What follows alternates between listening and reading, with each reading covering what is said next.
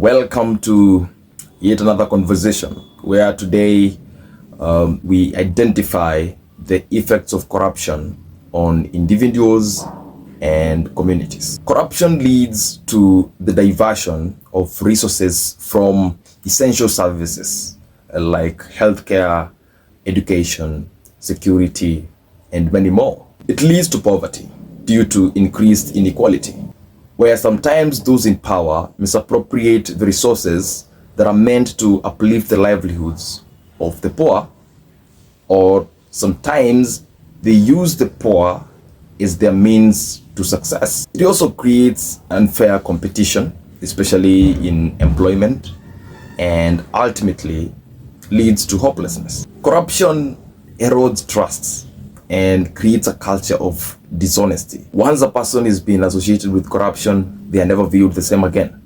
And once people continue doing corruption and nothing is happening to them, it encourages more to continue practicing corruption. It leads to increase in crime because corruption creates a conducive environment for impunity. Criminals know that they'll beat the system at the end of the day, and that's too dangerous. Corruption leads to the general abuse of human rights, thus perpetrating injustice. It is through corruption where special interest groups like the youth, women, or children, the elderly, even persons living with disabilities are either left out or mistreated.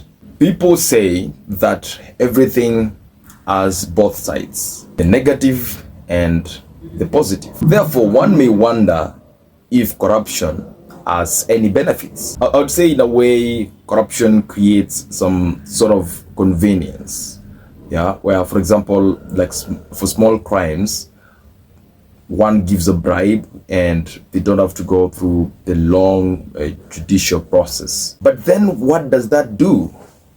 It creates an avenue for extortion. It also makes some people normalize committing some crimes. So that's not really a benefit. Corruption also leads to some perceived success, where people gain some financial benefits and they enrich themselves. However, this perceived success is mostly short-term because in the long run, they end up causing problems to those who thought they were smart. And individuals and communities still continue feeling the harm of the resources that were taken away from them. I hope you've seen some of the effects corruption has on our society. I know the list is not exhaustive, so please comment on this video any other effects and any other perceived benefits that people think corruption has that will contribute to us continuing to keep our society informed. And see you in the next video.